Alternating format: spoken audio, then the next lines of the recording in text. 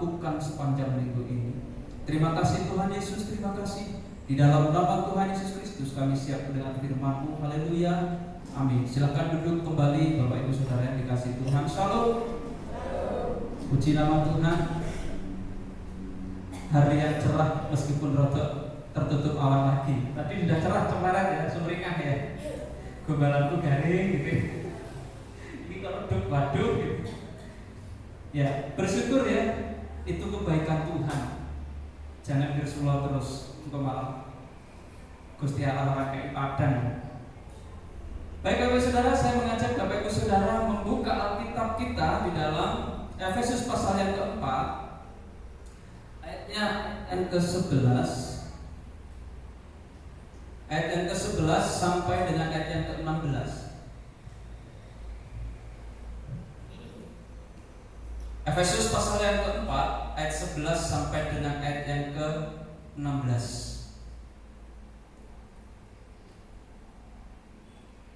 Sudah ketemu Bapak Ibu Saudara? Ya, silakan Bapak Ibu Saudara menyimak, saya akan membacakan untuk Bapak Ibu Saudara. Efesus pasal 4 ayat 11 sampai dengan ayat yang ke-16. Demikian firman Tuhan. Dan ialah yang memberikan baik rasul-rasul maupun nabi-nabi, baik pemberita-pemberita Injil maupun gembala-gembala dan pengajar-pengajar, untuk memperlengkapi orang-orang kudus bagi pekerjaan pelayanan, bagi pembangunan tubuh Kristus, sampai kita semua telah mencapai kesatuan iman dan pengetahuan yang benar tentang anak Allah, kedewasaan penuh dan tingkat pertumbuhan yang sesuai dengan kepenuhan Kristus, sehingga kita bukan lagi anak-anak yang diombang-ambingkan oleh rupa-rupa angin pengajaran, oleh permainan palsu manusia dalam kelicikan mereka yang menyesatkan, tetapi dengan teguh berpegang pada kebenaran di dalam kasih, kita bertumbuh di dalam segala hal ke arah Dia, Kristus, yang adalah kepala. Daripadanya seluruh tubuh yang rapi tersusun dan terikat dan diikat menjadi satu oleh pelayanan semua baginya, sesuai dengan kadar pekerjaan tiap-tiap anggota, menerima pertumbuhannya dan membangun dirinya dalam kasih. Saudara yang dikasihi Tuhan, pada kesempatan pagi hari ini firman Tuhan saya berikan judul membangun iman dan masa depan gereja. Apakah ini penting? Penting. Iman harus dibangun atas dasar yang kuat, atas dasar yang tepat, atas dasar yang kokoh. Lalu gereja juga harus punya masa depan. Sebab gereja itu kekal. Oleh karena itu kita akan bersama-sama belajar di sini membangun iman dan membangun masa depan gereja. Saya akan menyampaikan garis besar dari perikop, khususnya dari pasal ayat 1 Bapak Ibu Saudara, ayat 1 sampai dengan ayat yang ke-16 di pasal yang keempat dari kitab Efesus ini. Ayat 1 sampai dengan ayat yang ke-6 di situ berbicara tentang panggilan hidup dalam kesatuan. Bapak Ibu Saudara bisa menyimak. Kesatuan gereja didasarkan pada satu tubuh, satu roh, satu pengharapan, satu Tuhan, satu iman, satu baptisan, dan satu Allah. Ini adalah satu kesatuan yang tidak bisa dipisahkan. Mau tidak mau, gereja harus ada karakter ini.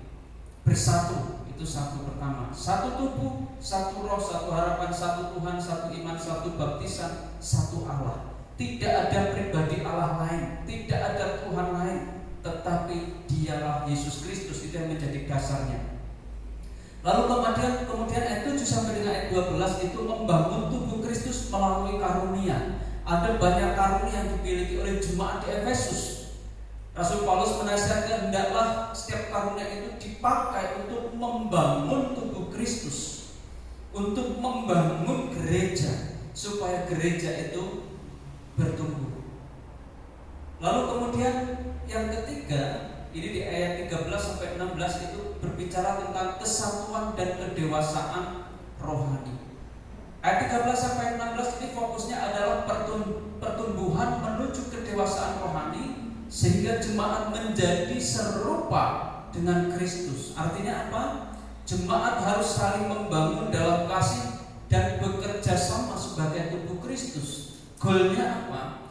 Karakter kita yang kita warisi adalah karakter Kristus. Kita menjadi serupa seperti Kristus.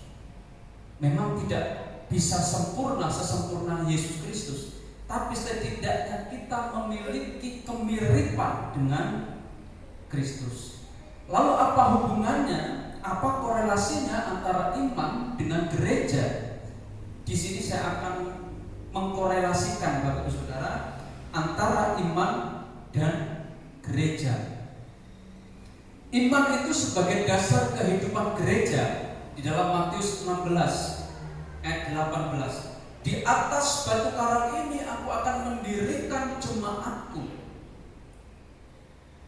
Ini adalah pengakuan dan ini adalah tegaknya iman Petrus, di mana Petrus pada waktu itu memiliki iman.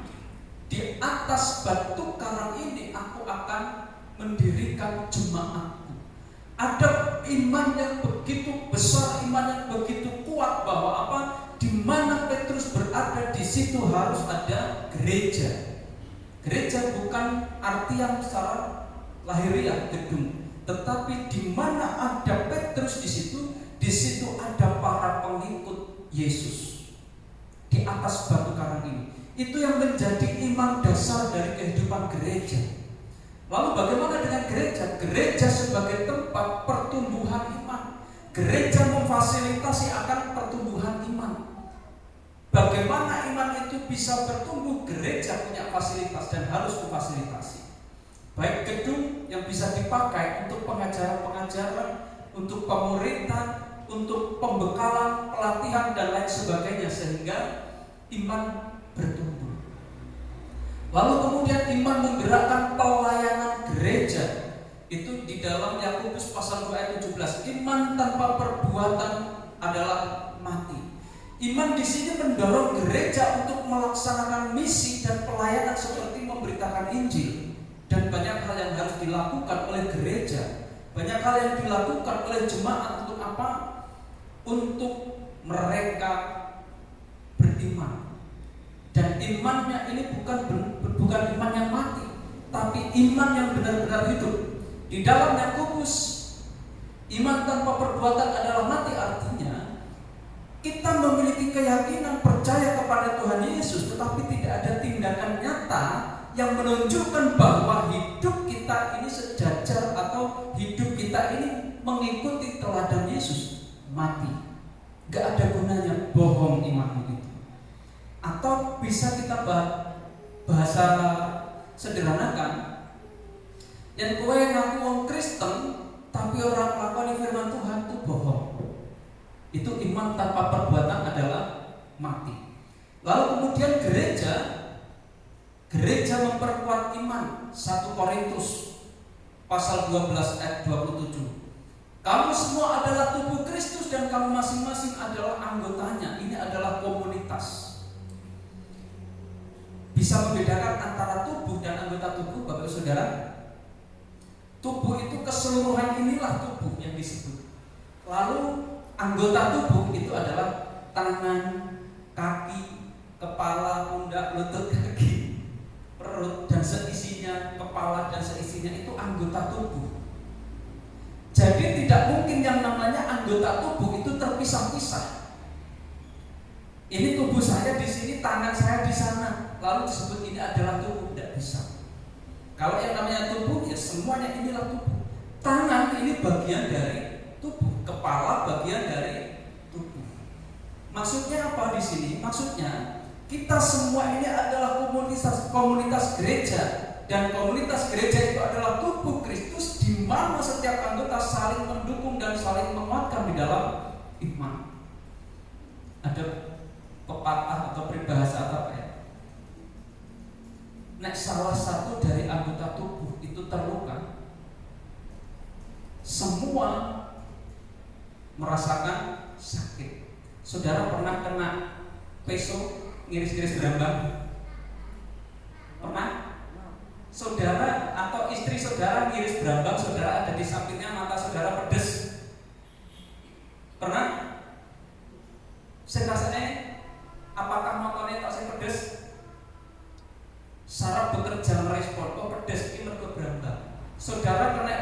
tangane mergo iris-iris sing rasane ora ke jari. Kepala ini turut merasakan, badan yang lainnya bisa turut merasakan. Bisa juga karena karaten akhirnya kalau yang berkarat itu akhirnya itu infeksi. Semua merasakan. Gereja harusnya juga seperti itu. Lalu yang ketiga, iman ini mengarahkan pada kesatuan gereja. Itu di dalam Efesus. Berusahalah memelihara kesatuan roh oleh ikatan damai sejahtera tadi ya. Satu tubuh, satu roh, satu Tuhan, satu iman, satu baptisan, dan satu Allah. Jadi gereja itu harusnya bersatu. Kalau kita melihat dari acuan ini, Bapak Saudara. Lalu bagaimana dengan gereja? Gereja membentuk generasi dengan iman yang kokoh melalui apa? Pelatihan-pelatihan tadi. Melalui pemuritan. Harapannya apa? Gereja memiliki generasi penerus, dan generasi penerus itu memiliki iman yang kokoh sehingga tidak mudah diombang-ambingkan oleh rupa-rupa pengajaran dunia. Sekarang itu pengajaran yang nampaknya seolah-olah itu seperti Kristen, ajaran yang seolah-olah itu diajarkan gereja, tetapi itu bisa membunuh iman dan kerohanian generasi. Hati-hati dengan hal ini. Sekarang itu di media sosial itu gencar. Bagaimana pengajaran-pengajaran yang tidak sehat itu dipertontonkan. Ya. Kita tidak akan bahas ke situ. Lalu korelasinya, Bapak Ibu Saudara, saya akan mengkorelasikan, menghubungkan antara iman dan gereja. Saya mencatat di situ iman itu memberikan dasar dan tujuan bagi gereja untuk hidup dan bertumbuh. Artinya iman itu menjadi dasar dan menjadi fondasi supaya apa? Akan adanya pertumbuhan. Gereja pun juga punya tujuan, ada arah melalui iman. Gereja itu menjadi alat Allah untuk membangun, memelihara dan menyebarkan iman kepada dunia. Saya rangkum dengan kata lain, gereja tanpa iman kehilangan rohnya. Dan iman tanpa komunitas gereja sulit bertahan dan sulit bertumbuh secara sehat.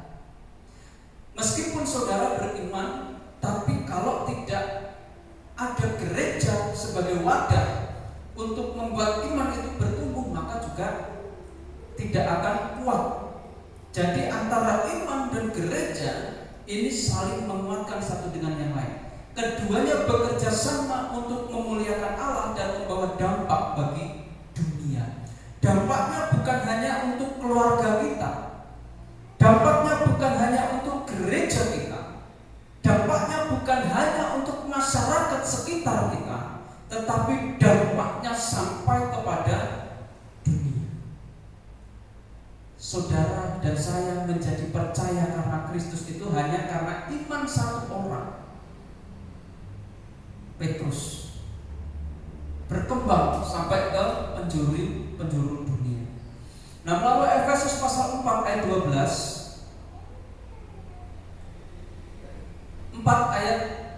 ayat 11 ya tadi, ayat 11 sampai dengan ayat yang ke-15. Ini saya salah tulis. Mengajarkan 3 pilar utama untuk membangun iman dan masa depan gereja demi kemuliaan Allah. Yang pertama,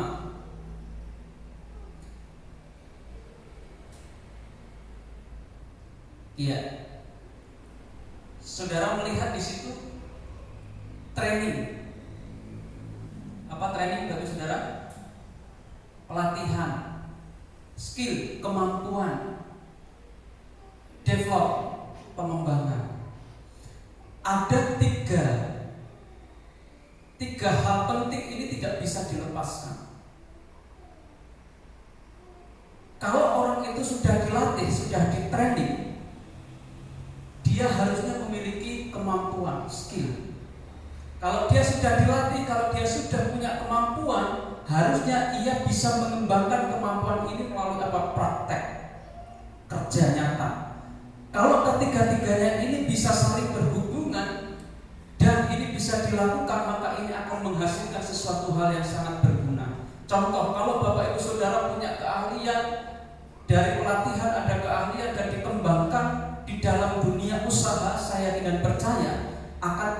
hasil yang dicapai. Begitupun juga di dalam membangun baik iman maupun gereja. Artinya apa? Kita melihat di sini. Hal yang pertama yang akan kita lihat ayat 11 sampai dengan ayat yang ke-12 di sini adalah memperlengkapi dan melayani. Apa hubungannya memperlengkapi dan melayani? Nanti saya akan sampaikan untuk Bapak Ibu Saudara. Kristus memberikan rasul, nabi, penginjil, gembala, dan pengajar untuk memperlengkapi jemaat. Seperti apa yang tertulis di dalam ayat 11 dan ayat 12 tadi, Bapak Ibu Saudara. Dan ialah memberikan baik rasul-rasul maupun nabi-nabi, baik pemberita Injil maupun gembala-gembala dan pengajar-pengajar untuk memperlengkapi orang-orang kudus bagi pekerjaan pelayanan, bagi pembangunan tubuh Kristus. Apakah sekarang ini masih ada rasul? Apakah sekarang ini masih ada nabi? Itu sudah tidak ada. Sejak zaman Yesus. Itu final, terakhir. Lalu bagaimana kita menerapkan rasul, nabi? Itu sudah tidak ada. Tetapi yang ada di sini adalah karunia kerasulan, karunia kenabian, karunia penggembalaan, dan karunia pengajaran. Semua itu disebutkan oleh Rasul Paulus. Apa itu karunia kerasulan? Karunia kerasulan adalah setiap orang, mereka yang hampir sama seperti para rasul. Dia menyampaikan suatu kesaksian berita tentang siapa Yesus. Dia menyampaikan suatu kesaksian bahwa dirinya adalah pengikut-pengikut Kristus yang setia. Dan kegiatan yang dia lakukan adalah terus memberitakan kabar baik, terus memberitakan Injil. Kalau Bapak Ibu Saudara punya karunia itu harus dikembangkan. Lalu kemudian karunia kenabian. Karunia kenabian itu seperti apa? Sama seperti nabi. Dia menyampaikan pesan Allah untuk supaya apa? Semua umat itu datang dan melakukan pertobatan. Jadi karunia kenabian ini adalah karunia yang diberikan Allah untuk menyampaikan pertobatan kepada semua orang. Ya, para nabi kan gitu, diutus Allah untuk apa? Hai Nineve, bertobatlah, gitu kan, dan lain sebagainya. Hai orang-orang Yehuda, hai orang-orang Israel, bertobatlah. Ketika di pembuangan ada Yesaya, ada Yeremia. Dipakai oleh Allah untuk apa? Menyampaikan berita tentang pertobatan kepada bangsa Yehuda. Lalu kemudian pemberita Injil, kalau kita kenal sekarang ini adalah evangelis. Dia dipanggil khusus untuk memberitakan Injil, menyampaikan berita tentang Kristus Yesus, dialah Tuhan dan Juru Selamat manusia. Jadi hampir sama dengan karunia kerasulan. Gembala, penggembalaan. Penggembalaan ini tidak hanya berhenti sampai di gembala sidang yang menggembalakan jemaat. Ada jemaat yang memiliki karunia penggembalaan. Contohnya seperti apa? Dia sebagai jemaat Allah tetapi bisa merangkul jemaat untuk bersekutu, memelihara kesatuan jemaat, memelihara kerohanian jemaat. Kalau Bapak Ibu Saudara mungkin pernah mendengar kata diakon, gereja-gereja baptis biasanya ada. Dia adalah seorang diakon gereja. Artinya apa? Dia adalah seorang yang dipilih untuk melayani jemaat yang sakit, mereka yang punya masalah. Ini biasanya di gereja-gereja besar, kayak di gereja baptis Candi itu ada diakon. Kalau di Solo itu tidak tahu ada atau tidak? Apakah masih ada diakon? Kalau di Kediri masih ada banyak. Ya. Di Jakarta juga banyak, di Kebayoran itu banyak para diakon. Memang orang yang dipilih oleh gereja untuk melayani jemaat. Nah, Bapak Saudara dikasih Tuhan, Kristus memberikan rasul, nabi, penginjil, gembala, pengajar untuk memperlengkapi jemaat. Masa depan gereja terjamin jika setiap masing-masing jemaat mengenali dan menggunakan karunia-Nya untuk melayani. Saudaraku, nah ini kan pengajar tadi ya. Ini yang mereka punya karunia untuk mengajarkan firman Tuhan. Guru-guru sekolah minggu contohnya, yang tidak harus dibekali di dalam seminari, tapi dia punya talenta, punya karunia untuk mengajar. Nah itu termasuk di sini. Memperlengkapi dan melayani. Ketika ada diperlengkapi, saudara diperlengkapi. Ketika saudara menemukan karunia, perlengkapilah karunia itu. Tujuannya apa? Untuk membangun tubuh Kristus, untuk melayani Tuhan. Sebab apa? Sebab karunia itu pemberian Tuhan. Itu tidak bisa dipelajari, Bapak Saudara. Beda dengan talenta ya. Talenta itu bisa dipelajari, bisa diupayakan sehingga bisa terus semakin bertambah. Tapi karunia itu dari Tuhan langsung diberikan. Contoh yang simpel saja, kayak bahasa roh. Bahasa roh itu tidak bisa ditransfer, bahasa roh itu tidak bisa dipelajari, dan bahasa roh itu tidak bisa saudara belajar menghafalkan, tidak bisa. Tapi bahasa roh itu berasal dari Tuhan. Kita yang tidak tahu, karena hubungan kita baik dengan Tuhan, hubungan kita dekat dengan Tuhan, maka Tuhan memberikan karunia bahasa roh.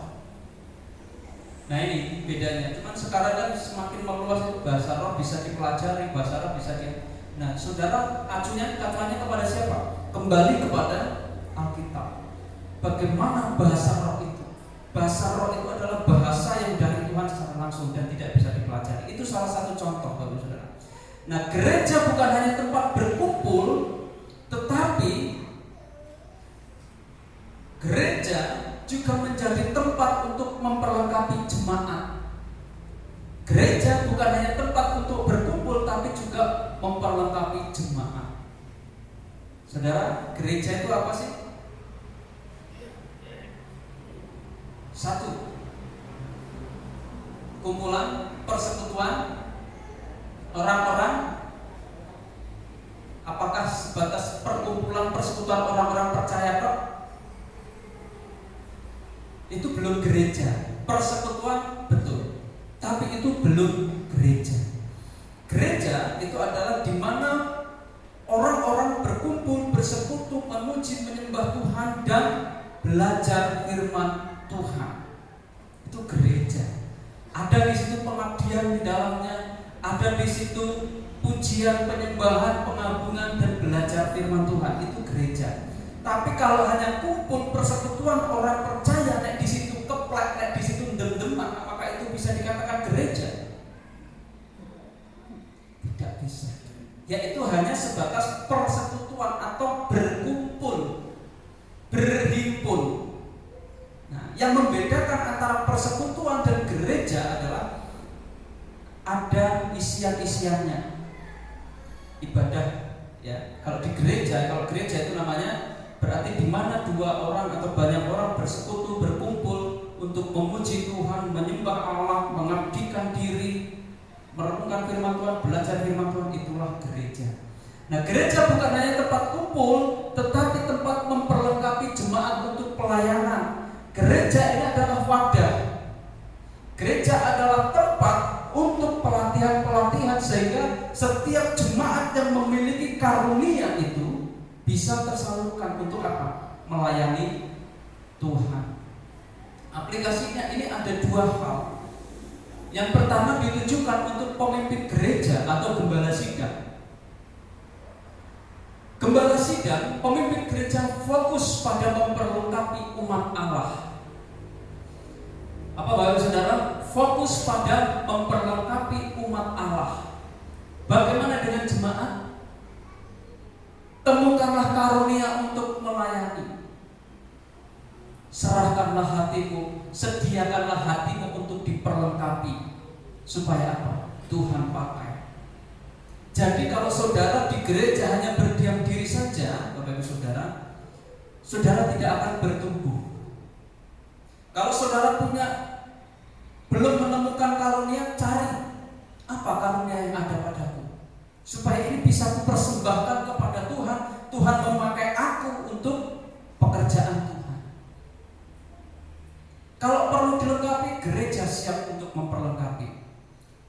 Kemudian yang kedua, Bapak Ibu Saudara, yang kedua, kita juga perlu melihat ini ayat 13 sampai dengan ayat yang ke-14. Temukan karunia untuk melayani. Jadi ada kontribusi saudara di dalam pelayanan. Yang kedua, apa yang saudara lihat? Orang yang di atas narik yang di bawahnya, yang di bawahnya narik yang di bawahnya lagi. Apa yang saudara kira-kira yang saudara pikirkan? Kerjasama, saling membantu. Ini adalah tekad kesatuan, semuanya itu benar. Ini kerjasama untuk menuju pada kesatuan. Ini yang penting Bapak Ibu Saudara perlu kita ketahui. Bagian nomor 2 ini adalah kesatuan iman dalam kedewasaan rohani. Kesatuan tidak berarti seragam. Kesatuan itu tidak berarti sama. Kita pakai baju sama, satu gereja sama, itu disebut kesatuan. Bukan. Tapi yang disebut kesatuan itu adalah ini Bapak. Bukan berarti seragam. Yang disebut kesatuan adalah memiliki tujuan yang sama, yaitu percaya kepada Kristus. Gereja yang bersatu dalam iman kepada Kristus adalah gereja yang kuat dan tahan terhadap tantangan. Kedewasaan rohani jemaat memastikan gereja tidak diombang-ambingkan oleh pengajaran palsu, tetapi bertumbuh menuju kepenuhan Kristus sebagai kepala. Gereja yang kuat adalah gereja yang bersatu dalam iman kepada Kristus dan bertumbuh dalam kedewasaan rohani. Saudaraku yang dikasihi Tuhan,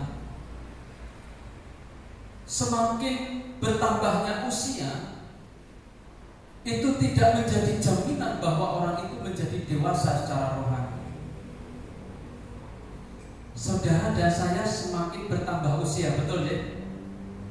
Usia kita semakin bertambah, berarti mau tidak mau kita semakin tambah tua.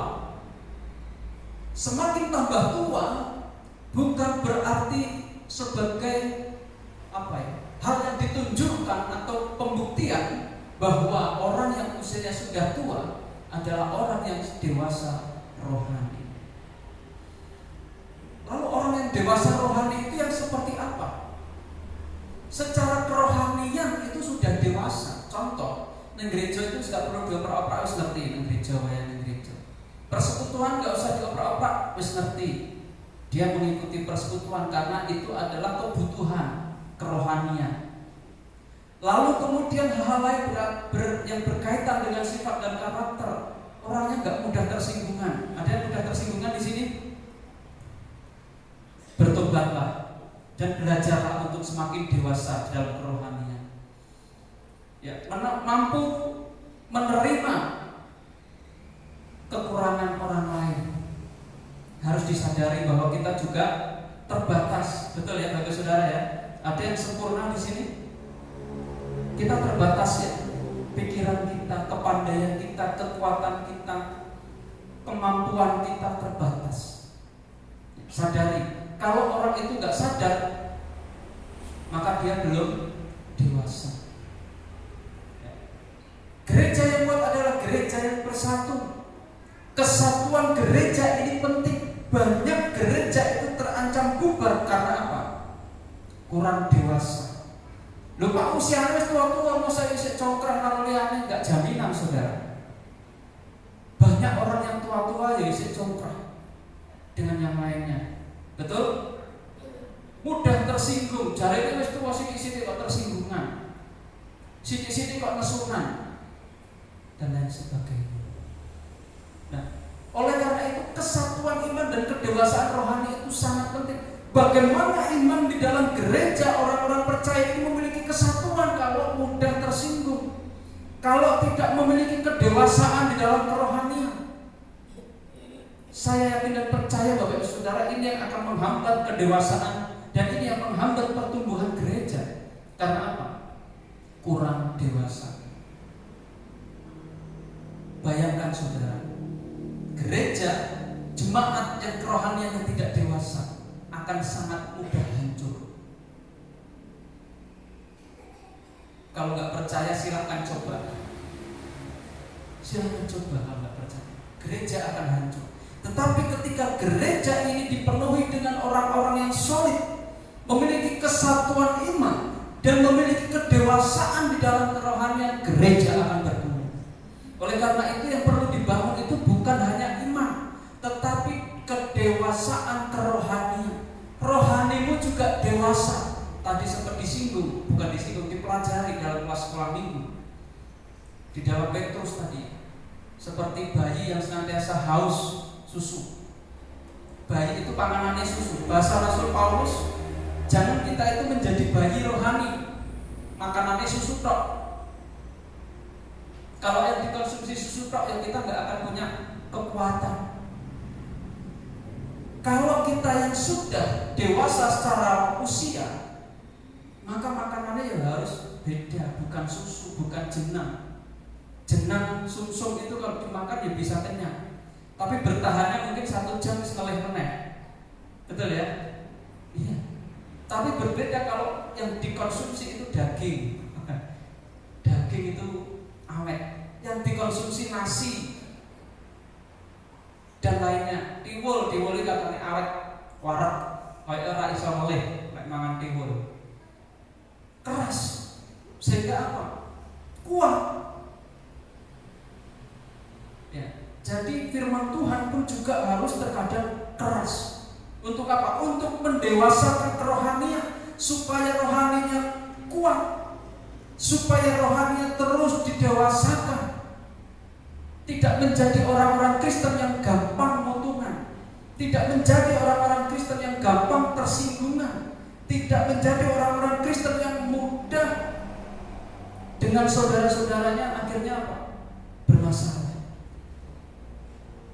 Kalau itu yang terjadi, gereja akan sulit untuk bertumbuh.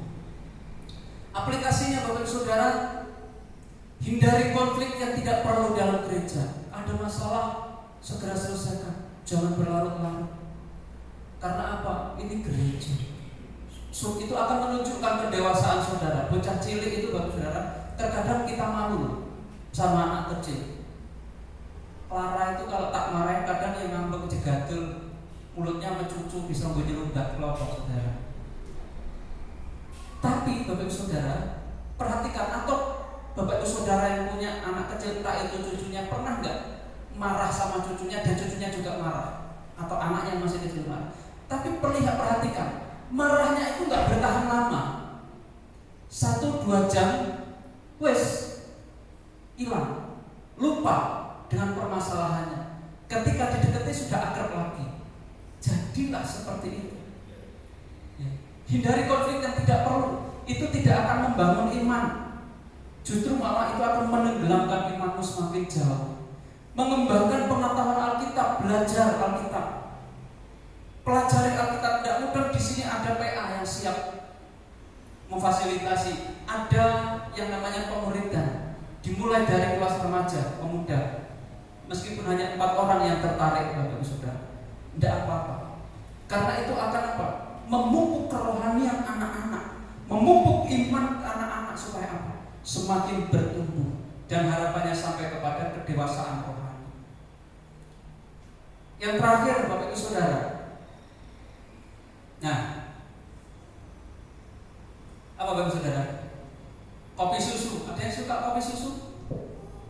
Ini selera ya. Aku rak seneng kopi susu Pak, aku senengnya kopi hitam. Selera. Aku senengnya susu nek Pak, gak seneng kopi nek. Selera. Aku seneng Pak kopi susu tawar. Enak enggak Bapak? Kopi susu kok tawar. Loh ada loh. Kan jadinya antara pahit dan gurih dicampur jadi apa? Setidaknya enggak pahit-pahit banget lah. Ada yang kopi susu manis. Jalur gula aren, oke. Gula batu, oke. Gula pasir, oke.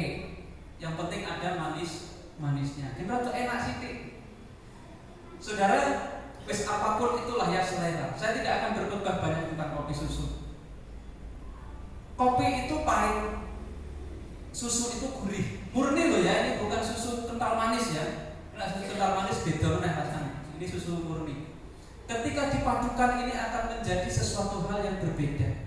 Nek kopi pahit dicampur susu seger, setidaknya mengurangi rasa pahit.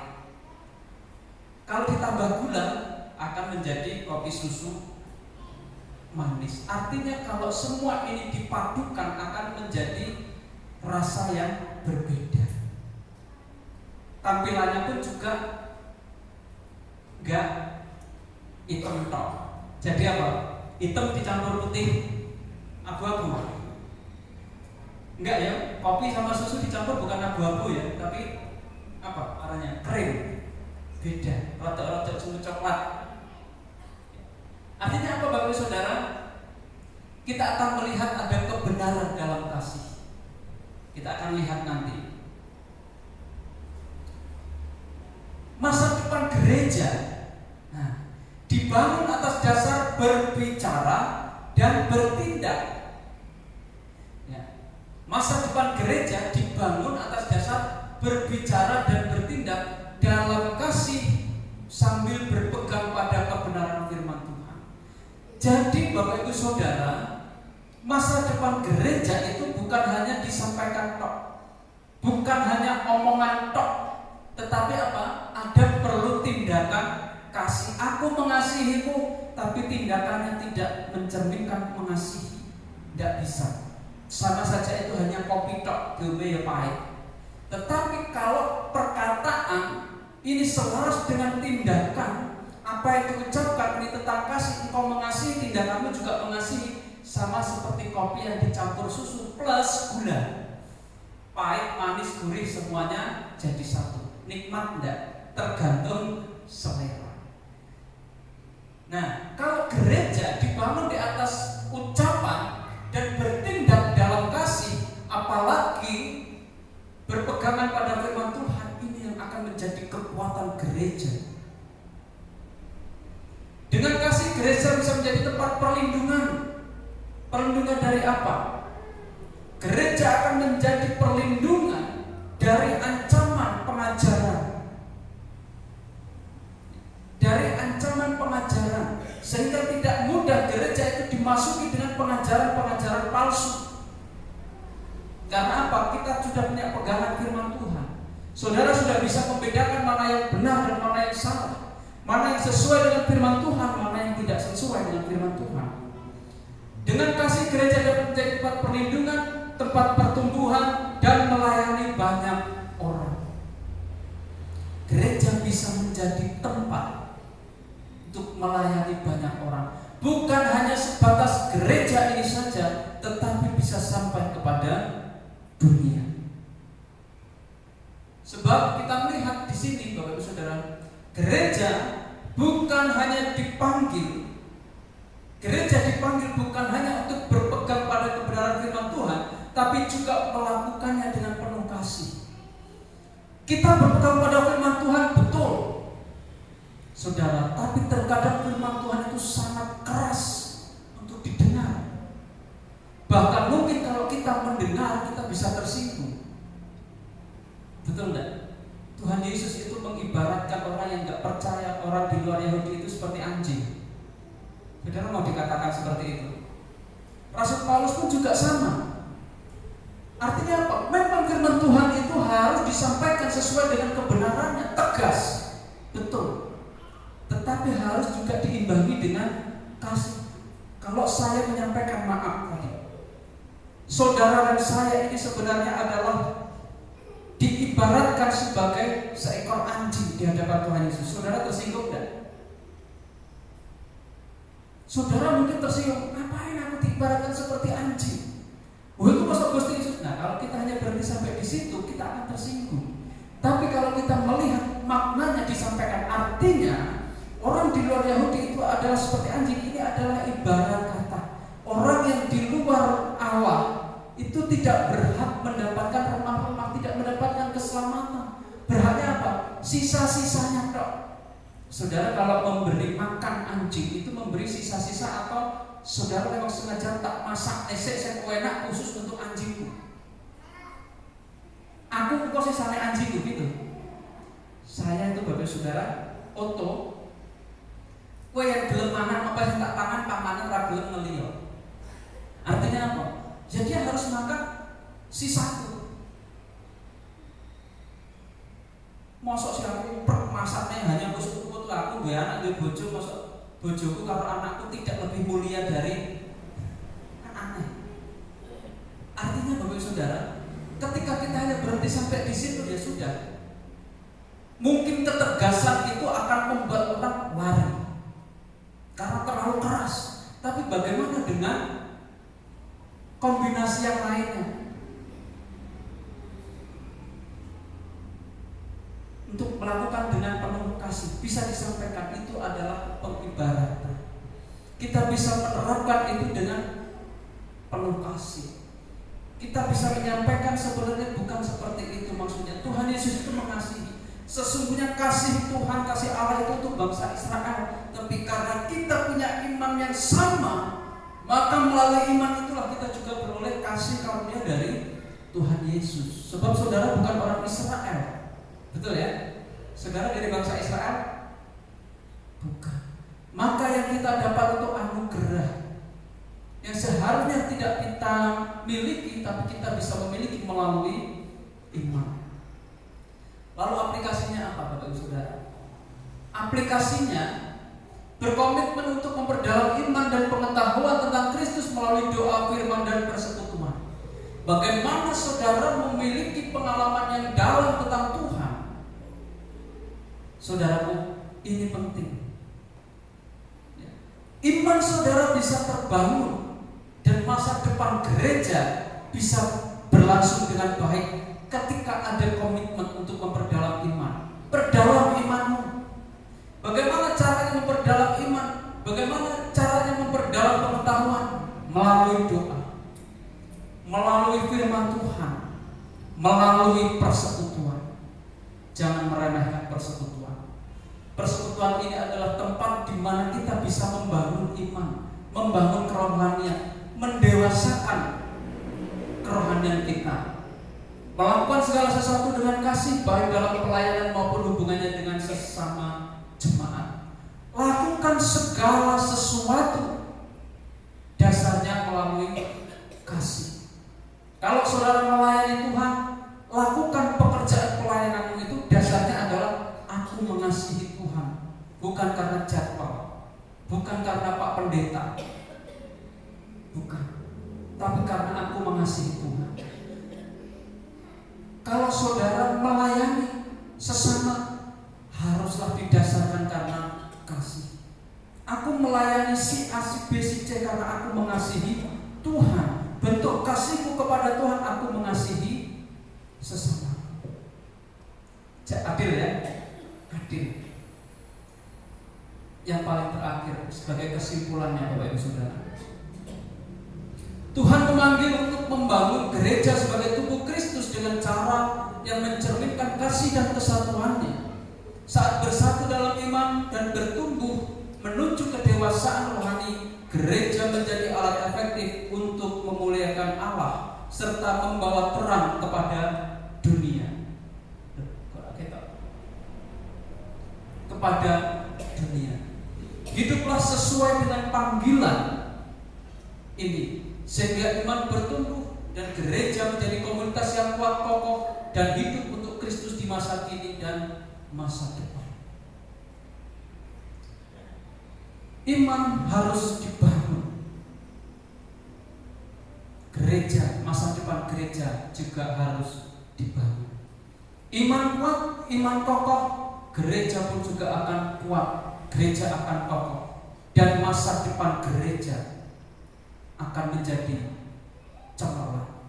Kiranya firman Tuhan ini memberkati kita semua, menjadi bekal, menjadi berkat bagi kita untuk semakin bertumbuh di dalam iman dan di dalam kerohanian.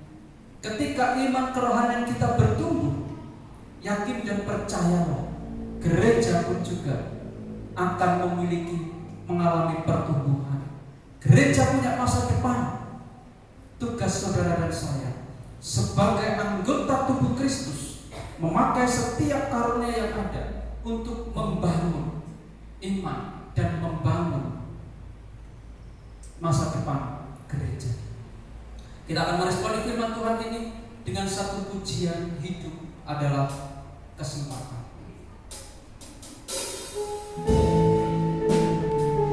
Saya mengajak Bapak Saudara berdiri.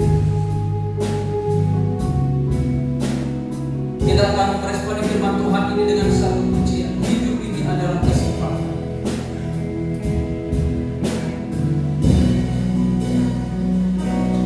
Hidup ini adalah kesempatan. Hidup ini untuk melayani Tuhan. Jangan sia-siakan waktu yang Tuhan beri. Hidup ini harus jadi bekal. Oh Tuhan, makanan hidupku selagi aku masih kuat. Bila saatnya nanti ku tak berdaya lagi, hidup ini sudah jadi bekal. Musik akan terus mengalun. Singer akan menyanyikan ini dengan setengah suara. Silakan Bapak Ibu Saudara tundukkan kepala saudara. Berdoa kepada Tuhan. Responi firman Tuhan ini. Bangun imanmu, dan biarlah imanmu akan mengalami pertumbuhan. Kerohanianmu pun juga akan mengalami pertumbuhan, sehingga masa depan gereja ini akan menjadi cemerlang. Semua ada pada respon Bapak Ibu Saudara. Semua ada pada keputusan Bapak Ibu Saudara. Berdoa kepada Tuhan. Nyatakanlah kerinduan saudara untuk meresponi firman Tuhan ini. Jika Bapak Ibu Saudara memiliki kerinduan, ini aku Tuhan, aku siap untuk mengalami pembaharuan iman. Kami serahkan hari ini Tuhan,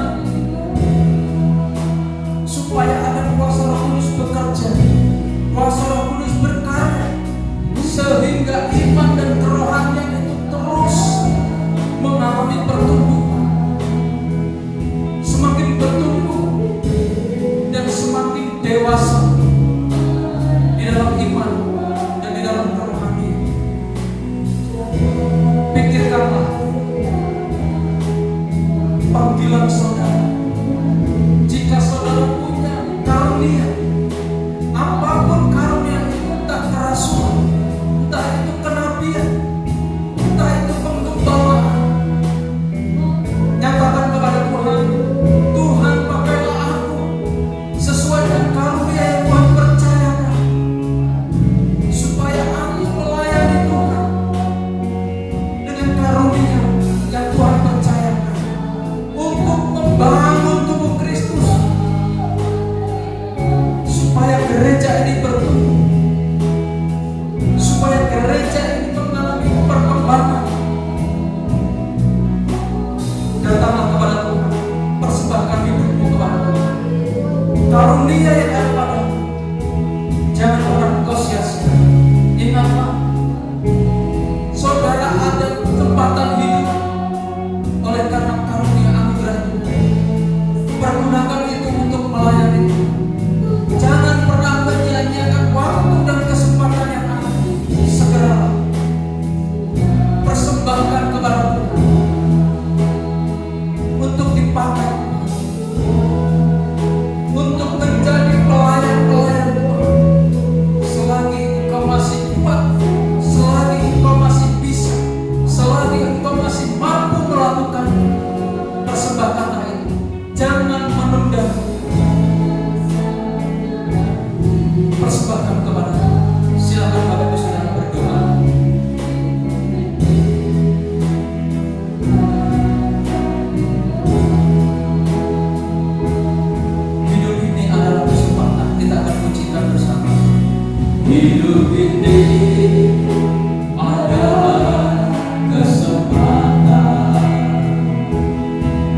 hidup ini untuk melayani Tuhan. Jangan sia-siakan waktu yang Tuhan beri. Hidup ini harus jadi berkat.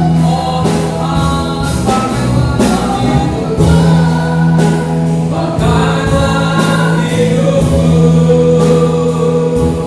selagi aku masih kuat. Bila saatnya nanti ku tak berdaya lagi. Hidup ini sudah jadi berkat. Bila saatnya ku tak berdaya, bila saatnya nanti ku tak berdaya lagi. Hidup ini sudah jadi berkat. Biarlah pujian ini mewakili kerinduan hati kami, supaya kami dapat mempersembahkan hidup kami sebagai anggota tubuh Kristus. Kami harus bersatu untuk membangun gereja ini, sehingga masa depan gereja ini sungguh-sungguh jelas terlihat, sehingga masa depan gereja ini sungguh-sungguh terjalin. Pakai setiap kami Tuhan. Biarlah Tuhan, Engkau yang mengutus Roh Kudus-Mu untuk supaya kami memiliki kesadaran, bisa menilai, kami bisa mengerti karunia apa yang sudah Tuhan percayakan, sehingga kami bisa mempersembahkan kepada Tuhan melalui tubuh ini. Tuhan, pakai kami untuk pekerjaan Tuhan di gereja-Mu ini. Terima kasih Tuhan, terima kasih. Firman-Mu berhenti disampaikan pada kesempatan ini. Kami percaya Roh Kudus-Mu tidak akan pernah berhenti menolong, membimbing, memimpin kami untuk kami terus menghidupi firman-Mu. Roh Kudus-Mu tidak akan pernah berhenti memimpin kami untuk kami hidup seperti apa yang Tuhan kehendaki. Ini yang menjadi keyakinan kepercayaan kami Tuhan. Terima kasih. Kami akan berpisah satu dengan yang lainnya Tuhan. Kami akan pulang meninggalkan tempat kudus-Mu ini. Kiranya Engkau menuntun kami, memimpin kami dalam perjalanan hingga sampai di rumah dengan selamat, tidak kurang satu apapun juga, karena Tuhan menyertai kami. Terima kasih Tuhan. Pulanglah saudaraku. Kiranya kasih karunia dan damai sejahtera yang dari Allah Bapa, penyertaan yang daripada Roh Kudus, menyertai Bapak Ibu Saudara dari saat ini sampai selama-lamanya. Tuhan Yesus datang kedua kalinya. Diberkatilah kiranya setiap langkah kehidupan Bapak Ibu Saudara. Diberkatilah rumah tangga Bapak Ibu Saudara. Diberkatilah pergumulan Bapak Ibu Saudara. Diberkatilah juga setiap usaha pekerjaan Bapak Ibu Saudara. Karena kita berdoa, kita meminta dalam satu nama, Kristus Tuhan, Juru Selamat, sumber berkat, sumber pengharapan bagi setiap anak-anak-Mu yang menaruh harap dan menaruh iman kepada Engkau. Haleluya. Amin. Silakan duduk Bapak Ibu Saudara, mengucap syukur kepada Tuhan. Selamat hari Minggu. Tuhan Yesus memberkati.